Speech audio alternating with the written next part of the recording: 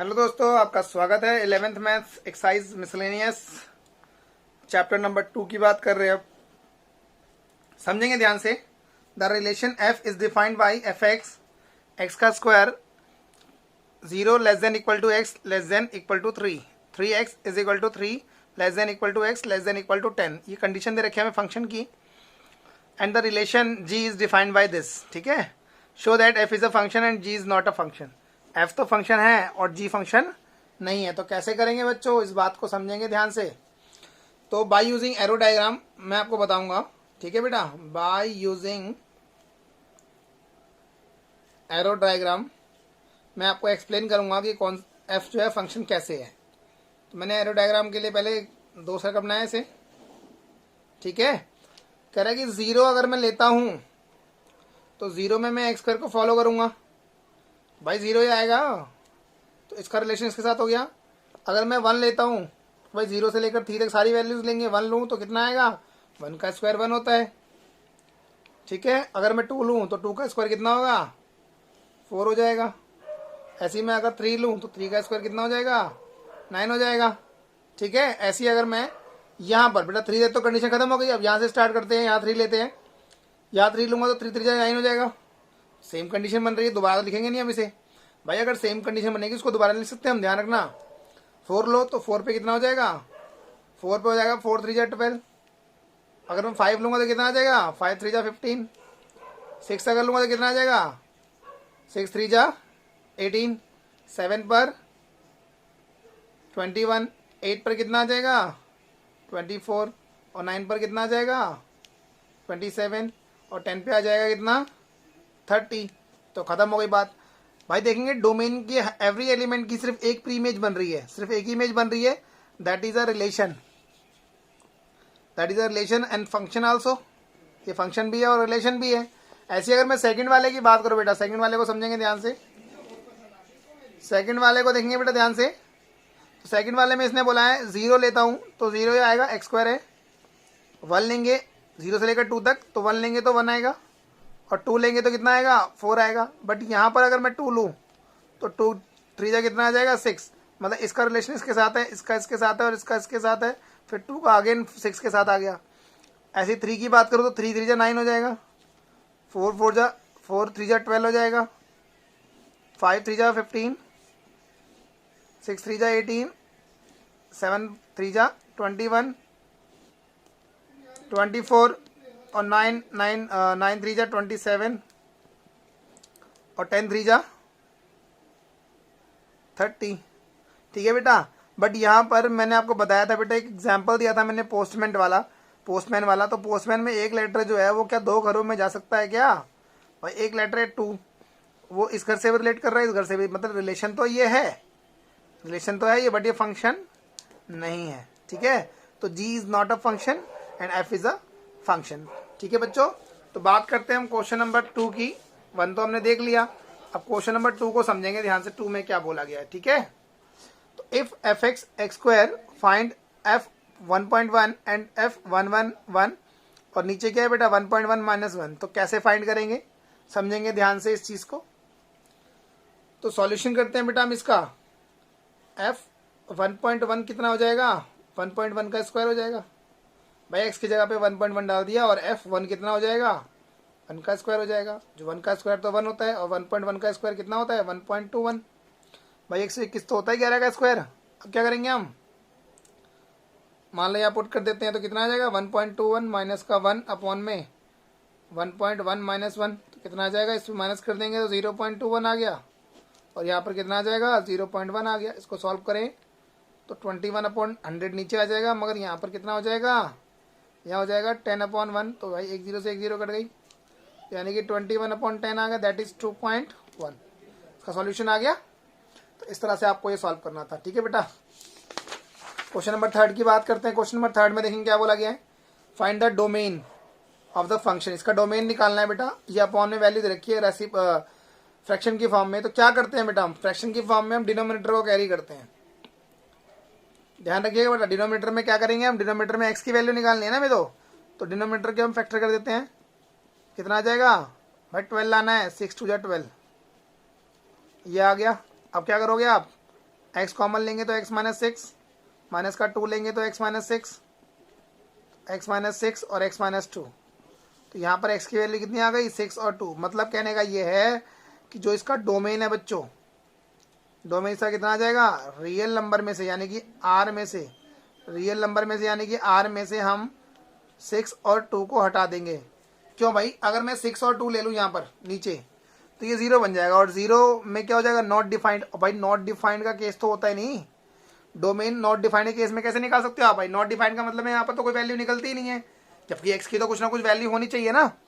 तो not defined का case दोनों में बन रहा है, तो इन दोनों को हम क्या कर देंगे, रियल नंबर में से हटा देंगे, because of that is a real function, ये एक रियल फंक्शन है, तो ये हमारी इसकी डोमेन हो गई। ठीक है बच्चों, तो बात करते हैं क्वेश्चन नंबर 4 की और देखते हैं क्वेश्चन नंबर 4 में क्या है। ठीक है, तो क्वेश्चन नंबर 4 देखेंगे सबने, find the domain and the range of the real function defined by F x. तो बेटा ऐसा क्वेश्चन मैंने आपको पहले भी बताया है एक्सरसाइज में 2.2 में। तो यहाँ पर बेटा देखेंगे तो फंक्शन हमें दे रखा है कितना, वो दे रखा है अंडर रूट में एक्स माइनस 1। अब भाई रूट वाली जो वैल्यू होती है is always greater than equal to 0, या तो वो 0 से बड़ी होगी या फिर 0 के बराबर होगी। तो इस केस में हम क्या करेंगे, हम यहाँ पर क्या करेंगे बेटा, स्क्वायरिंग बोथ साइड कर दो, कितना आ जाएगा, ये आ गया। ठीक है, 1 को उधर ले गए, एक्स की वैल्यू कितनी हो गई, ग्रेटर देन इक्वल टू 1, मतलब एक्स की वैल्यू जो आ रही है वो क्या आ रही है, ग्रेटर देन इक्वल टू 1 आ रही है, मतलब एक्स की वैल्यू। तो यहाँ पर हमारी डोमेन कितनी आ गई बच्चों, आ गई हमारे पास क्लोज इंटरवल 1 से लेकर इन्फिनिट तक। ठीक है, और रेंज, अब अगर मैं रेंज की बात करूँ, रेंज में क्या होता है बेटा, वाई इक्वल टू, फंक्शन को हम वाई ले लेते हैं ना। अब क्या करेंगे हम, अब डोमेन में से अगर यहाँ पर वैल्यू पुट करी जाए तो हमारे को कंडीशन मिल जाएगी कि वाई हमें रेंज कितनी हो सकती है। तो अगर मान लीजिए मैं पुट करता हूँ यहाँ पर 1, कि 1 पे क्लोज इंटरवल है, 1 पुट किया तो 0 आएगा। ठीक है भाई, और अगर 1 के अलावा कोई नंबर 2 पुट करता हूँ तो प्लस में नंबर आएगा, 3 पुट करूंगा तो भी प्लस में आएगा, मतलब 1 से ऊपर कोई भी नंबर हम पुट करेंगे तो प्लस में ही जाएगा। तो यहाँ क्या आ गया बच्चों, 0 से लेकर इन्फिनिट तक, 0 पे क्लोज इंटरवल और इन्फिनिट पे ओपन इंटरवल, हमेशा ओपन ही लगता है इसमें। तो ये आ गया हमारे पास क्या, ये हमारे पास आ गया रेंज। ठीक है बच्चों, अगर मैं ऐसे ही क्वेश्चन नंबर 5 की बात करूं तो क्वेश्चन नंबर 5 में क्या बोला, क्या देखेंगे ध्यान से, find the domain and the range of the real function defined by this. यानी कि हमें जो फंक्शन है वो ऐसे दे रखा है, मॉड्यूलस में एक्स माइनस 1। अब हमें ये बताना है इसका डोमेन क्या होगा। तो भाई डोमेन के लिए अगर मैं बताऊं आपको, तो देखेंगे ध्यान से, ये मॉडुलस है तो एक्स की वैल्यू हम यहाँ पर कुछ भी पुट कर सकते हैं, 1 पुट कर सकते हैं, 2 पुट कर सकते हैं, 3 पुट कर सकते हैं, रूट वाला कोई नंबर पुट कर सकते हैं, डेसिमल वाला कोई नंबर पुट कर सकते हैं, नेगेटिव कोई नंबर पुट कर सकते हैं। दैट इज मीन्स कि डोमेन का क्या होगा, that is a real function, यानी कि रियल होगा, रियल नंबर होगा डोमेन। तो डोमेन तो इसका रियल नंबर हो गया। बट अगर मैं रेंज की बात करूँ बेटा, तो रेंज की अगर मैं बात करूँ तो यहाँ पर अगर मैं 1 पुट करता हूँ तो आंसर कितना आएगा, 0 आएगा। बात क्लियर हो रही है बेटा, 1 मतलब हम एक्स की कोई ना कोई वैल्यू पुट करते तभी डोमेन होगा हमारा, डोमेन पुट करने पर रेंज निकलेगी। तो अगर मैं 1 पुट करूँ तो 0 आएगा। और उसके अलावा अगर कोई भी नंबर पुट करूँ, चाहे नेगेटिव हो चाहे पॉजिटिव हो, चाहे नेगेटिव हो चाहे पॉजिटिव हो, हमेशा पॉजिटिव में आंसर आएगा इसका। मतलब यहाँ से 0 से लेकर कहाँ तक, इन्फिनिट तक बन सकता है। ठीक है बेटा, या फिर आप इसकी जगह एक और चीज़ लिख सकते हैं, क्या, non negative real number, non negative real number. ठीक है बेटा, ये भी आप लिख सकते हैं, कोई इशू वाली बात नहीं है। तो यहाँ पर आपको सिर्फ ये बताना था कि कैसे ये बन सकता है। ओके बच्चों, यहाँ पर आप करके ही दिखा सकते हैं, यहाँ पर आपको ये एक्सप्रेस करना पड़ेगा, ये बताना पड़ेगा कि कैसे है। ठीक है, चाहो तो आप लेट करके दिखा सकते हो कि कोई भी number, we can let any number of x, इस तरह से आप इसे दिखा सकते हो। ओके बच्चों, तो चलते हैं आगे, चलते हैं क्वेश्चन नंबर 6 की तरफ देखते हैं। Let f is a function x comma x square upon में 1 plus x square and x belongs to real number being a function from r to r determine the range of the। बेटा range निकालनी है इसके अंदर, तो domain से तो मतलब है ही है, बट मैं आपको बताता हूँ इसमें डोमेन भी तो होगी। तो डोमेन क्या होगी, वो तो होगी रियल नंबर। भाई डोमेन इसकी रियल नंबर होगी, क्योंकि इसने बोला भी है x belongs to real number, तो डोमेन तो रियल नंबर होगी। अगर मैं बात करूँ रेंज की, तो बेटा रेंज दिखाने के लिए मैं आपको कुछ नंबर पुट करके दिखा चाहता हूँ। कि मान लीजिए मैंने यहाँ पर बॉक्स बना दिया एक, ठीक है बेटा, तो सिर्फ दिखाने के लिए एज एन एग्जाम्पल, यहाँ पर आपका x होगा या y होगा। अब y के अंदर ये दे रखा है, मान लीजिए x की वैल्यू को मैं 0 लेता हूँ, तो यहाँ 0 हो जाएगा, यहाँ पर 0 हो जाएगा, 0/1 0 होगा, बस 0 आ सकता है। और यहाँ पर एक खास बात है बेटा कि एक्स स्क्वायर है, तो नेगेटिव लेंगे तो आपका पॉजिटिव नंबर बनेगा, और पॉजिटिव लेंगे तो ऑलरेडी पॉजिटिव रहेगा। मतलब कोई भी नंबर अगर आप लेते हो तो पॉजिटिव में ही आएगा। अगर मान लीजिए मैं 1 लेता हूँ, तो ये अगर मैं x की वैल्यू को 1 लेता हूँ तो ये आएगा 1/2, यानी कि 0 पॉइंट समथिंग आएगा। अगर मैं 2 लेता हूँ तो आएगा कितना 4/5 आ जाएगा, ये भी 0 पॉइंट समथिंग होगा। ठीक है, अगर मैं 3 लेता हूँ तो कितना आ जाएगा 9/10 आ जाएगा, 0.9 आ जाएगा। मतलब कहने का ये है बेटा यहाँ पर अगर मैं 4 लेता हूँ तो कितना आ जाएगा 4 का स्क्वायर 16 अपॉन में कितना हो जाएगा 17। भाई 16/17 अगर आएगा तो ये भी 0 पॉइंट समथिंग ही होगा। मेरी बात क्लियर हो रही है बच्चों? तो कहने का मतलब ये है कि कहने का मतलब ये है कि यहाँ पर जो रेंज है आपकी, रेंज क्या निकलेगी बच्चों, 0 से लेकर 1 तक। ठीक है, 1 तो कभी आएगा नहीं, तो यहाँ पर ओपन इंटरवल, यहाँ पर क्लोज इंटरवल, 0 तो आ सकती है y की वैल्यू, बट 1 कभी नहीं आएगी। तो 0 से लेकर कहाँ तक, ओपन इंटरवल 1 तक रहेगा इसका रेंज। ठीक है बच्चों, क्योंकि यहाँ पर ये x² था ना, x² की वजह से ये नंबर हमेशा पॉजिटिव रहेगा और 0 से लेकर 1 के बीच में रहेगा, 0 पॉइंट समथिंग ही आ सकता है ये, 0 कभी भी 1 नहीं बन सकता ये। ठीक है बेटा, चलते हैं क्वेश्चन नंबर 7 की तरफ। 7 देखते क्या है। क्वेश्चन नंबर 7 में बोला गया है कि let f g such that relation क्या देखा है, R2R दे रखा है, being defined respectively y f x x+1 और g दे रखा है 2x - 3। तो हमें यहाँ पर फाइंड करना है f+g, f-g और f/g। तो कैसे निकालेंगे समझेंगे ध्यान से। f मतलब ये फंक्शन और g मतलब ये फंक्शन। तो f+g अगर आपको करना है तो कैसे करेंगे आप, हमने x लिख दिया, that is fx + gx। fx हमारे पास x+1 है और प्लस gx हमारे पास 2x - 3 है, तो कितना आ जाएगा 3x - 2 आ जाएगा। ठीक है, f - g x तो कितना हो जाएगा fx - gx आ जाएगा। तो क्या हो जाएगा बच्चों, दैट इज fx - gx। तो यहाँ आ जाएगा -x+4। और ऐसे ही अगर f/g करूँ मैं तो क्या हो जाएगा fx अपॉन में gx, यानी कि x+1 अपॉन में कितना हो जाएगा 2x - b, but condition x does not equal to 3/2। भाई अगर मैं 3/2 यहाँ लूँ तो 2 से 2 कट जाएगा, 3 - 3 0 हो जाएगा। नॉट डिफाइंड का केस तो बनता नहीं है कभी, तो कोई फंक्शन नॉट डिफाइंड के केस में नहीं होता, इसलिए x does not equal to क्या होगा 3/2 होगा। ठीक है बेटा, तो इस तरह से आप ये कर सकते हैं। अगर मान लीजिए आप मल्टीप्लाई आ जाए f इंटू जी एक्स, तो क्या करेंगे हम, यहाँ पर हो जाएगा आपका fx इंटू में gx। ठीक है बेटा, ये भी कर सकते हैं हम, ओके, अगर बोलेगा तो। ठीक है बच्चों, चलते हैं नेक्स्ट क्वेश्चन की तरफ। अपने बात करते हैं हम क्वेश्चन नंबर 8 की। f हमें दे रखा है बेटा, रिलेशन दे रखा है 1 1 2 3 0 -1 -1 -3 be a function from z to z defined by fx equal to क्या है ax + b for some integer a and b determine ab। तो कैसे निकालेंगे आप समझेंगे ध्यान से। जो बेटा फंक्शन होता है वो फंक्शन किसके बराबर होता है, y = ax + b होगा। और अगर मैं 1 1 के लिए कंडीशन लूँ तो यहाँ पर 1 पुट करेंगे, a के साथ भी 1 लेंगे प्लस b, तो यहाँ बन जाएगा हमारे पास क्या a + b = 1, that is the first equation. ऐसे ही अगर मैं आप 2 और 3 लेता हूँ तो कितना आ जाएगा बच्चों, ये आ जाएगा 3 y की जगह पे आ जाएगा, ये 2 a आ जाएगा प्लस b आ जाएगा, that is the second equation. तो अगर मैं इन दोनों को सॉल्व करूँ, मान लीजिए इन दोनों को सॉल्व करता हूँ तो कितना आ जाएगा ये, तो यहाँ पर आपके पास क्या है a + b = 1 है और हमारे पास है 2a + b = 3। तो अगर मैं नेगेटिव साइन लेके दोनों को एलिमिनेट कर दूँ, ये तो कट जाएगा, -a = -2 आ जाएगा। तो a की वैल्यू कितनी आ गई 2 आ गई। a की वैल्यू को पुट कर देंगे फर्स्ट इक्वेशन में, तो b कितना आ जाएगा बेटा, पुट इन फर्स्ट इक्वेशन, तो b की वैल्यू आ जाएगी 2 + b = 1, तो b आ गया हमारे पास 1 - 2 दैट इज -1।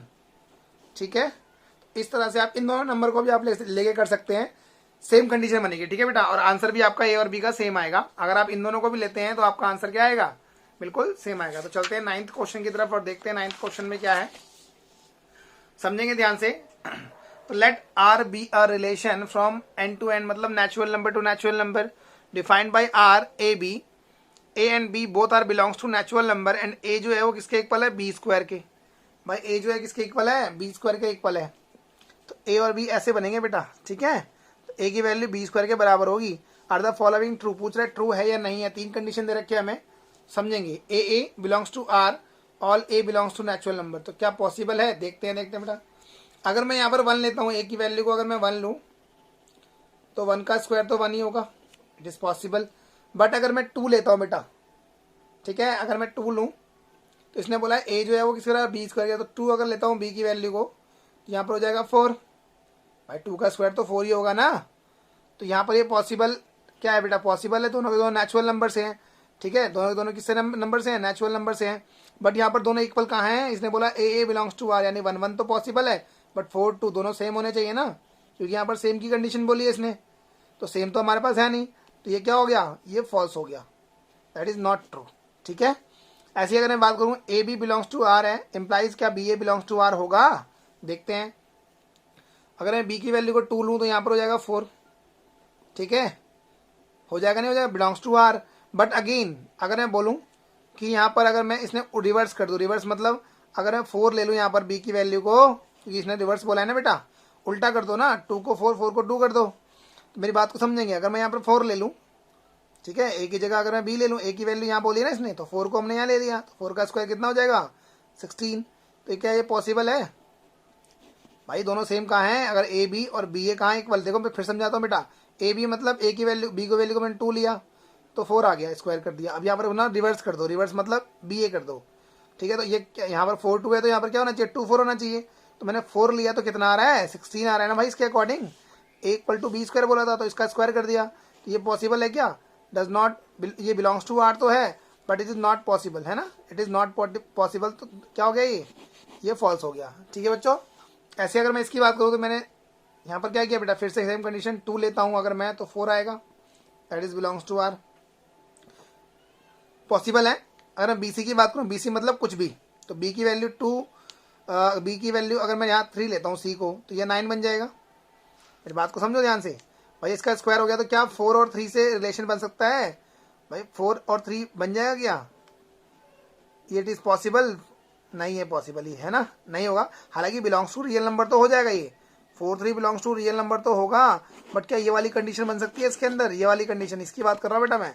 तो ए और सी, ए 4 है, बी कितना है और सी कितना है 3 है, मैंने कैसे लिया बेटा भाई, 3 का स्क्वायर 9 हो गया ना, और यहाँ 2 का स्क्वायर 4 हो गया, तो क्या 3 का स्क्वायर कितना होगा, 3 का स्क्वायर यहाँ पर अगर मैं सी की वैल्यू को लेता हूँ यहाँ पर 3, तो हमारे पास तो 9 आएगा, बट यहाँ पर तो ये पॉसिबल नहीं है ना, ए की वैल्यू 9 कैसे हो सकती है, ए की वैल्यू तो यहाँ 4 है, तो ये भी क्या हो गया, फॉल्स हो गया।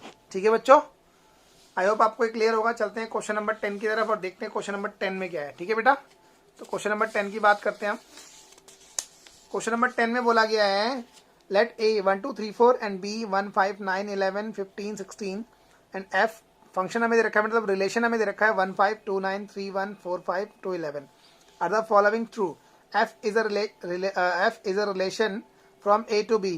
कह रहा ए से बी का रिलेशन है या नहीं, तो रिलेशन के लिए बेटा क्या करना पड़ेगा हमें, पहले तो हमें ए क्रॉस बी निकालेंगे और उसके फिर सबसेट्स निकालेंगे। तो ए क्रॉस बी कितना आ जाएगा आपके पास, ये आ जाएगा 1 1 1 5 1 9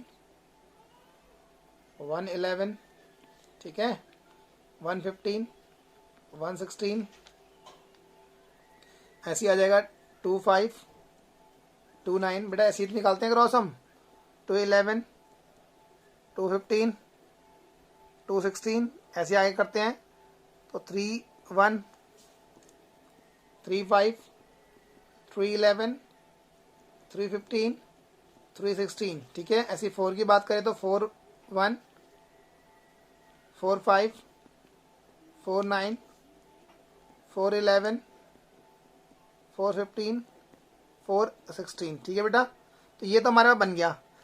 अब ये बोल रहा है बेटा ए क्रॉस बी के जो सबसेट्स बनते हैं, भाई रिलेशन का मतलब क्या होता है कि सबसेट्स में आना चाहिए ना, यानी कि जो एफ फंक्शन है, फंक्शन क्या इसके सबसेट्स में आ सकता है। अगर मैं इनके सबसेट निकालूं तो बेटा पॉसिबल होगा क्या, 1 5, वैसे ही 1 5 तो आ ही रहा है इसके अंदर, 2 9 आ रहा है क्या, 2 9 भी आ रहा है, 3 1 आ रहा है क्या, 3 1 भी आ रहा है, एंड 4 5 4 5 आ रहा है क्या, 4 5 भी आ रहा है, और 2 11 भी आ रहा है, 2 11 है, ये रहा। मतलब पॉसिबल है कि जो रिलेशन है, मतलब जो फंक्शन जो आपको दे रखा है, ये रिलेशन जो बना के दे रखा है आपको, ये इसका सबसेट पॉसिबल है, ठीक है। तो ये क्या हो जाएगा, f is related to a to b, yes it is possible, ये तो हो सकता है, क्योंकि ये जो फंक्शन आपको दे रखा है ये इसके अंदर सबसेट जरूर बनेगा। भाई ए क्रॉस बी के सबसेट भी तो निकालने पड़ेंगे, सबसेट आप इजीली निकाल सकते हैं। भाई सबसेट निकालने के लिए एलिमेंट्स देखते हैं कितने हैं, उसके बाद ही तो निकालते हैं। ये तो हमने ए क्रॉस बी निकाला है, और ए क्रॉस बी से भी रिलेट करे तो सबसेट से भी क्या करेगा, ये रिलेट करेगा, ठीक है। F is a function from a to b, f is a function, अब ये फंक्शन पूछ रहा है बेटा फंक्शन है या नहीं है। रिलेशन तो ये है, रिलेशन तो बन गया, बट फंक्शन है या नहीं है, फंक्शन की बात आनी है। फंक्शन में बेटा मैंने आपको बताया था कि अगर मान लीजिए यहाँ 2 है तो 3 और 4 इन दोनों के साथ रिलेट नहीं होना चाहिए, मतलब कोई एक सिंगल इमेज सिंगल एलिमेंट की 2 इमेजेस नहीं बननी चाहिए। तो हमें देखना है कि फंक्शन में है या नहीं है। 1 5 है हमारे पास, देखते हैं 1 के साथ 5 का रिलेशन है, 2 के साथ 9 का रिलेशन है, 3 के साथ 1 का रिलेशन है, ठीक है, 4 का 5 के साथ रिलेशन है, 2 लेटर एक घर में जा सकते हैं, पॉसिबल है, और 2 का 11 के साथ रिलेशन है, बट एक लेटर 2 घरों में नहीं जाता, मतलब फंक्शन नहीं है ये फंक्शन तो नहीं है, but that is a relation, ठीक है, it is a relation but not a function. Okay बच्चों, आई होप आपको ये क्लियर होगा। तो क्वेश्चन नंबर 11 की बात करते हैं और देखते हैं क्वेश्चन नंबर 11 में क्या है। Let f be the subset z cross z defined by a B a plus b, a b belongs to z बोला है, is f is a function from z to z, just verify your answer. कह रहा है verify करके दिखाओ बेटा। तो समझेंगे ध्यान से, ए और बी हमारा इंटीजर है, इंटीजर नेगेटिव और पॉजिटिव बहुत इन्फिनिट तक होते हैं, ठीक है। अगर मान लीजिए मैं ए और बी की वैल्यू को, ए की वैल्यू को मैं 2 लूँ और बी की वैल्यू को अगर मैं 3 लूँ तो क्या हो जाएगा बेटा, ये हो जाएगा 2 इंटू 3 और 2 प्लस 3, ये आ जाएगा हमारे पास 2 3 6, 2 प्लस 3 5 आ गया। पॉसिबल है भाई, बिल्कुल पॉसिबल है। और यहाँ पर अगर मैं ए की वैल्यू को -2 लूँ और बी की वैल्यू को अगर -3 लूँ तो -2 इंटू -3 और कॉमा -2 -3, तो कितना आ जाएगा, ये आ जाएगा 2 3 6 तो आ जाएगा, बट यहाँ आ जाएगा माइनस का 5। बेटा अगर मैं एरो डायग्राम के थ्रू दिखाऊं तो 6 5 से रिलेट कर रहा है, ठीक है, और 6 अगेन -5 से भी रिलेट कर रहा है। तो क्या कोई एक नंबर, भाई एक लेटर 2 घरों में जा सकता है क्या, तो ये फंक्शन नहीं है। हमने जस्टिफाई भी कर दिया कि एक लेटर जो है बेटा एक 2 से रिलेट कर रहा है, तो एक एलिमेंट की 2 प्री इमेज तो बनती नहीं है, तो फंक्शन तो होता नहीं है बेटा। अगर रिलेशन तो बन जाएगा बट नॉट ए फंक्शन ना, कि एक एलिमेंट की 2 इमेजेस नहीं बन सकती, तो that is not a function, that is a relation. Relation तो ये है, जहां तक कि मैंने आपको ये पहले से बताता हुआ आ रहा हूं बेटा कि रिलेशन तो बन सकता है, that is not a function. Question number 12 की बात कर रहे हैं बेटा। ए में दे रखा है 9 10 11 12 13 and f such that a to n बोला इसने, natural number be defined by f n is equal to highest factor of n, highest prime factor of n, find the range. बेटा रेंज क्या होती है, हमारी y की value होती है ना, तो इसने y की वैल्यू के लिए बोला है कि हाईएस्ट प्राइम फैक्टर लेने हैं हमें n के। तो हम क्या करेंगे यहाँ पर भाई 9 के f9 के हम फैक्टर निकाल लेते हैं, तो कितना आ जाएगा 3 होगा, 5 फैक्टर तो 3 होगा इसका, 9 का 3 से ही कटता है ये।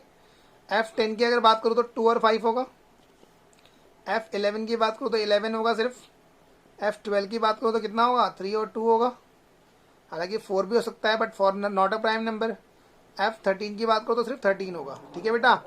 तो यहाँ पर highest prime factor of n, इसका हाईएस्ट प्राइम फैक्टर 3 हो गया, इसका हाईएस्ट प्राइम फैक्टर 5 हो गया, इसका 11 हो गया, 3 ऑलरेडी हम ले चुके हैं, ठीक है। हाईएस्ट प्राइम फैक्टर लेना है दोनों में, तो हाईएस्ट ये था, हाईएस्ट ये भी हाईएस्ट था, ये भी हाईएस्ट था, इसमें दोनों में एक एक है, तो ये हाईएस्ट और 13, यानी कि हमारे पास जो इसकी रेंज आ गई वो कितनी आ गई, मतलब हमें हर एक का हाईएस्ट कॉमन फैक्टर लेना है, हाईएस्ट प्राइम फैक्टर लेना है, कॉमन फैक्टर नहीं प्राइम फैक्टर लेना है। हाईएस्ट प्राइम फैक्टर में 3 आ गया, यहाँ 5 आ जाएगा, यहाँ 11, यहाँ 3 और यहाँ पर 13, तो 3 5 11 13 that is a prime factor of, highest prime factor of n आ गया हमारे पास, ठीक है बच्चों।